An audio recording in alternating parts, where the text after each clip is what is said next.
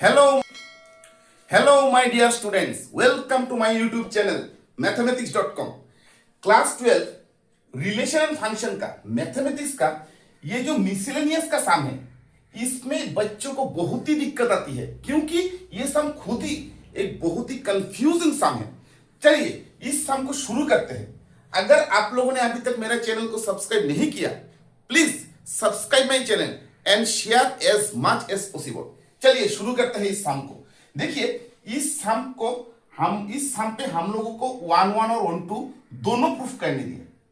तो हम लोग पहले जान लेते हैं कि एक फंक्शन 1 1 कब होगा और 1 2 कब होगा। देखिए 1 1 के लिए कंडीशन क्या है? 1 1 के लिए कंडीशन ये है कि अगर f of x1 और f of x2 इक्वल होगा, तब x1 और x2 इक्वल होना जरूरी है। अगर हम लोग f of x1 और f of x2 लेंगे तो x1 और x2 को इक्वल दिखाना पड़ेगा। दूसरा कंडीशन क्या है? दूसरा कंडीशन है अगर f of x1 not equal to f of x2 होगा, तब x1 not equal to x2 होना जरूरी है। चलिए शुरू करते हैं इस सम को। हम लोग ये दोनों कंडीशन को लेके इस सम को पहले हम लोग 1 1 प्रूफ करेंगे। देखिए पहले हम लोग क्या करेंगे, कोई भी सम शुरू करने से पहले हम लोग इस कंडीशन को पहले ले लेंगे, फिर कोशिश करेंगे कि x1 और x2 इक्वल दिखाने के लिए। ठीक है, चलिए शुरू करते हैं। तो हम लोग क्या करेंगे, let f of x1 equal to f of x2। ठीक है, इसको 1 से मार्क कर दिया मैंने। अभी देखिए f of x1 का वैल्यू क्या होगा? f of x का वैल्यू दिया हुआ है x by 1 plus modulus of x, मतलब f of x1 का वैल्यू होगा x1 by 1 plus modulus of x1। अभी जब तक मॉडुलस नहीं हटेगा हम लोग x1 और x2 को इक्वल प्रूफ नहीं कर पाएंगे। तो मॉडुलस हटाने का कंडीशन क्या है? मॉडुलस हटाने के लिए पहले तो हम लोगों को मॉडुलस ऑफ x का जो डेफिनेशन है उस डेफिनेशन को अप्लाई करना पड़ेगा। तो मॉडुलस ऑफ x का डेफिनेशन क्या है? मॉडुलस ऑफ x का वैल्यू x होगा जब x greater than equal to 0 होगा, और मॉडुलस ऑफ x का वैल्यू माइनस x होगा जब x लेस देन 0 होगा। तो हम लोग अभी इस डेफिनेशन को अप्लाई करके यहां से जो मॉडुलस है मॉडुलस को एलिमिनेट कर देंगे। ठीक है, अभी देखिए क्योंकि यहां पे x1 और x2 दोनों हैं, तो x1 और x2 ऐसा हो सकता है कि x1 और x2 दोनों ही ग्रेटर देन 0 है। ये कुछ केस हो सकता है। ऐसा भी हो सकता है कि x1 और x2 दोनों ही लेस देन 0 है। नहीं तो ऐसा भी हो सकता है कि x1 ग्रेटर देन 0 और x2 लेस देन 0 है, और इसका रिवर्स केस भी हो सकता है। मतलब यहां पे 4 केसेस पॉसिबल है। केसेस क्या क्या होगा? Case number 1 x1 greater than 0, x2 greater than 0, ये एक केस है। दूसरा केस क्या होगा? x1 less than 0, x2 less than 0, ये भी हो सकता है। Case number 3 x1 greater than 0 और x2 लेस देन 0, ये भी हो सकता है। x1 लेस देन 0 और x2 ग्रेटर देन 0, ये भी हो सकता है। मतलब ये चारों केसेस पॉसिबल है जब हम लोग इस फंक्शन को 1 1 प्रूफ करेंगे। दैट मींस हम लोगों को चारों केसेस में दिखाना है कि ये फंक्शन एक 1 1 फंक्शन होगा। चलिए एक एक करके केस लेते हैं और क्वेश्चन को सॉल्व करते हैं। तो पहले हम लोग क्या करेंगे, इस केस को ले लेंगे। ठीक है, अच्छा देखिए ये इक्वल टू भी पॉसिबल है, दिस में भी equal to also. So case one पहले हम लोग कर लेते हैं। केस वन में हम लोग क्या लिखेंगे कि x1 और x2 दोनों ही ग्रेटर देन इक्वल टू 0 है। क्योंकि x1 greater than equal to 0 होगा, मतलब मॉडुलस ऑफ x1 सिर्फ x1 होगा according to this definition. So 1 implies what is f of x1? f of x1 होगा x1 by 1 plus modulus of x1। f of x2 क्या होगा? x2 by 1 plus modulus of x2। क्योंकि x1 जो है वो greater than 0 है, मतलब modulus of x1 का वैल्यू सिर्फ x1 होगा। सो this is x1 plus x1, this is x2 by 1 plus x2। क्यों मॉडुलस ऑफ x2 x1 यहाँ पे x1 हो गया? क्योंकि x1 greater than equal to 0 है according to this definition I have written it. ठीक है, अभी क्रॉस मल्टीप्लाई कर दीजिए। क्रॉस मल्टीप्लाई करने से क्या होगा? x1 into 1 x1, this is x1 into x2, this is x2 into 1 x2, this is x1 into x2। मतलब ये दोनों कैंसिल हो चुका है, तो x1 और x2 दोनों इक्वल है, मतलब f इज 1 1। क्योंकि पहले मैंने आप लोगों को बोला था कि अगर f of x1 f of x2 का बराबर होगा देन x1 और x2 दोनों ही बराबर होना जरूरी है 1 1 फंक्शन का कंडीशन सेटिस्फाई करने के लिए। तो फर्स्ट केस में हम लोगों ने दिखा दिया कि ये जो फंक्शन है ये एक 1 1 फंक्शन है। नंबर 2 पे चलते हैं। केस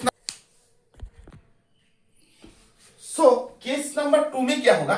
x1 भी लेस देन 0 है, x2 भी लेस देन 0 है। सो केस नंबर 2, केस 2, इस केस में भी हम लोगों को दिखाना है कि ये फंक्शन एक 1 1 फंक्शन होगा। सो x1 को मैंने 0 ले लिया लेस देन 0 और x2 को भी लेस देन 0 ले लिया। सो 1 इंप्लाइज f ऑफ x1 का वैल्यू कितना होगा? x1 by 1 plus modulus of x1, ये हो जाएगा x2 by 1 plus modulus of x2। अभी देखिए इस केस में x1 क्योंकि लेस देन 0 है, मतलब मॉडुलस ऑफ x का वैल्यू माइनस x है। कब है? जब x लेस देन 0 है। क्योंकि यहां पे x1 लेस देन 0 है, सो मॉडुलस ऑफ x1 क्या हो जाएगा? सो मॉडुलस ऑफ x1 हो जाएगा 1 माइनस x1। यहां पे x2 लेस देन 0 है, सो मॉडुलस ऑफ x2 बन जाएगा सिर्फ x2 माइनस x2। अगर हम लोग क्रॉस मल्टीप्लाई कर देंगे x1 minus x1 into x2, so this is x2 minus x1 into x2। सो ये कैंसिल चला गया। सो x1 और x2 दोनों फिर से क्या बन गया? 1 1। सो f इज 1 1 अगेन।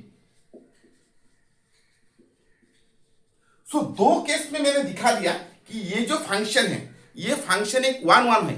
अगर तीसरा केस में ये फंक्शन 1 1 नहीं होगा, that means as a whole ये फंक्शन 1 1 नहीं होगा। क्योंकि अगर आप लोग एग्जाम देंगे, आपका पास 4 सब्जेक्ट है, आपने पहला 3 सब्जेक्ट में पास कर लिया और चौथा सब्जेक्ट में अपने फेल हुआ, मतलब एज ए होल आप फेल है। आपको पास करने के लिए चारों ही सब्जेक्ट में पास करना जरूरी है। ठीक है, तो दो केस में तो हम लोगों ने दिखा दिया कि ये फंक्शन एक 1 1 फंक्शन होगा। अगर तीसरा केस और चौथा केस में ये फंक्शन 1 1 होगा, तभी जाके वो एग्जैक्टली 1 1 फंक्शन होगा। So let us take the third case. Third case में क्या होगा? हम लोग अभी थर्ड केस को कंसीडर करेंगे। थर्ड केस क्या है? थर्ड केस है कि X let case number 3, case number 3 में क्या लेंगे? x1 जो है उसको ग्रेटर देन 0 ले लिया और x2 को लेस देन 0 ले लिया मैंने। ठीक है, अभी देखिए क्योंकि x1 ग्रेटर देन 0 है, मतलब मॉडुलस ऑफ x1 अभी प्लस x1 होगा। क्योंकि x2 लेस देन 0 है, सो मॉडुलस ऑफ x2 अभी जाके माइनस x2 होगा। सो 1 इंप्लाइज f ऑफ x1 का वैल्यू कितना होगा? x1 by 1 plus modulus of x1। ठीक है, this is x2 by 1 plus modulus of x2। अभी देखिए क्या होगा इस केस में।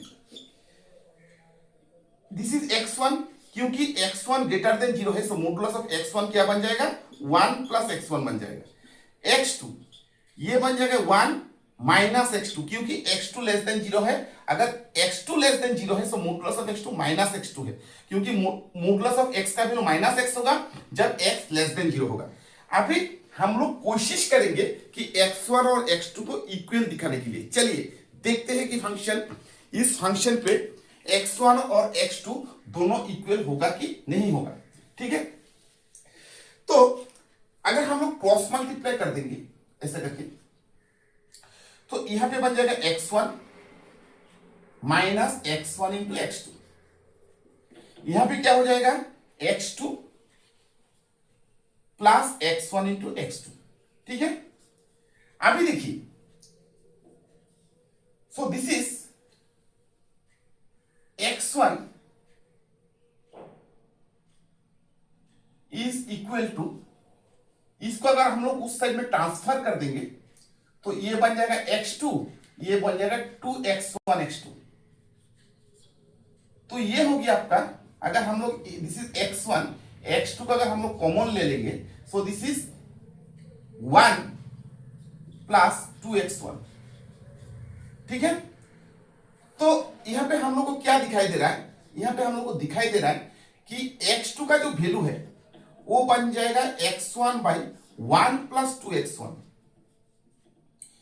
अभी देखिए यहां पे क्या प्रॉब्लम हो रहा है, यहां पे x2 जो है, x2 एक निगेटिव नंबर था और x1 था एक पॉजिटिव नंबर, मतलब राइट हैंड साइड जो है वो कंप्लीटली पॉजिटिव है क्योंकि वहां पे कोई निगेटिव साइन है ही नहीं। लेकिन x1 x2 वो एक कंप्लीट निगेटिव नंबर है, तो हम लोग यहाँ पे क्या दिखाई दिया कि एक निगेटिव नंबर और एक पॉजिटिव नंबर इक्वल है। ये तो कभी हो नहीं सकता है क्योंकि निगेटिव नंबर और positive number can never be equal, मतलब ये पार्ट ही रॉन्ग हुआ। सो अगर कुछ भी गलत आ जाती है उसको हम लोग कंट्राडिक्शन भी बोल सकते हैं। So which is a contradiction, which is a contradiction result।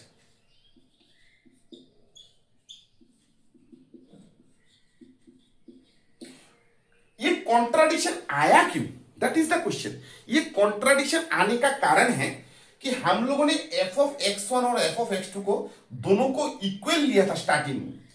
जब उसको इक्वल लेने का बाद हम लोगों ने सम को प्रोसीड किया, प्रोसीड करने के बाद एक वक्त ऐसा आया कि एक कॉन्ट्राडिक्शन रिजल्ट आ गया।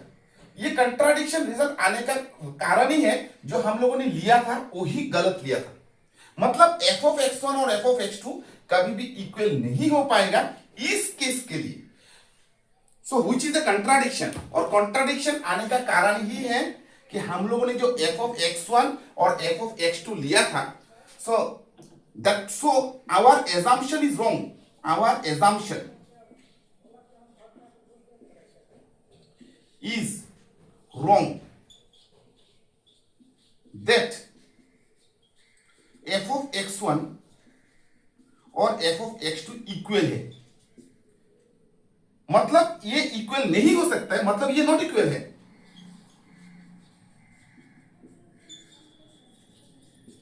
अभी देखिए f of x1 और f of x2 इक्वल नहीं है, और एक केस हम लोग ने यहां पे क्या लिया था कि x1 ग्रेटर देन 0 है और x2 लेस देन 0 है, मतलब x1 एक पॉजिटिव नंबर है और x2 एक निगेटिव नंबर है। एक पॉजिटिव नंबर और एक negative number can never be equal. Again x1 is greater than 0, x2 is less than 0, so x1 and x2 are not equal, मतलब f of x1 और f of x2 not equal है और x1 और x2 भी not equal है, मतलब इस case में फिर से f 1 1 आ चुका है, सो f इज 1 1 अगेन, मतलब थर्ड केस में भी f इज 1 1 फंक्शन हो चुका है। So fourth case we can do the same in the similar way, we can do the same in the similar way in the fourth. So fourth case हम लोग similarly कर सकते हैं। Fourth case में हम लोग क्या लेंगे, x1 जो है वो लेस देन 0 होगा और x2 जो है वो ग्रेटर देन 0 होगा, मतलब 1 इन प्लस में हम लोगों को क्या मिलेगा, 1 x1 by 1 plus modulus of x1 is equal to x2 by 1 plus modulus of x2। क्योंकि x1 लेस देन 0 है, सो यहां पे बनेगा 1 x1 by 1 plus 1 minus x1 हो जाएगा, सेम केस, और यहां पे हो जाएगा x2 1 minus x2 1 plus x2, क्योंकि x2 ग्रेटर देन 0 है। अगर हम लोग क्रॉस मल्टीप्लाई कर देंगे फिर से हम लोग को क्या बनेगा, x1 plus x1 into x2, और यहां पे क्या बनेगा, x2 minus x1 into x2। So this implies x1 is equal to x2, x1 is equal to, नहीं यहां पे x1 यहां पे ले लिया x1, this is x1 into x2 और इसको इस साइड में लेके आ गया, सो दिस इज x2। अगर हम लोग यहां से x1 कॉमन ले लेंगे, नहीं x1 plus 2x1 x2, this is x2। So x1 को अगर हम लोग कॉमन ले लेंगे तो ये बन जाएगा 1 plus 2x2। This is x1 is equal to x2 by 1 plus 2x2। देखिए x1 क्या था, निगेटिव था, मतलब लेफ्ट हैंड साइड फिर से निगेटिव है, एंड x2 क्या था, पॉजिटिव था, मतलब राइट हैंड साइड फिर से पॉजिटिव है। सो हम लोग को फिर से कंट्राडिक्शन मिल गया, क्योंकि एक निगेटिव नंबर और एक positive number can never be equal, which is a contradiction again, which is a contradiction, which is a contradiction. On contradiction क्यों मिला, क्योंकि which is a contradiction, so f of x1 is not equal to f of x2। मतलब फिर से f of x1 और f of x2 नहीं equal नहीं हो पाएगा, क्योंकि हम लोग को एक कॉन्ट्राडिक्शन रिजल्ट मिल चुका है। सो बट x1 और x2 ये दोनों भी नॉट इक्वल है, क्योंकि x1 एक निगेटिव नंबर था और x2 एक पॉजिटिव नंबर था। निगेटिव नंबर और positive number can never be equal. Again इस केस में भी हम लोग को मिल चुका है कि f is 1 1। So in all the cases we have got that function f is 1 1, so as a whole it is a 1 1 function। अभी हम लोग दिखाएंगे कि ये फंक्शन जो है, ये फंक्शन एक ऑन टू फंक्शन है। इस फंक्शन को ऑन टू प्रूफ करने के लिए हम लोग नेक्स्ट वीडियो में चलेंगे। ठीक है, थैंक यू।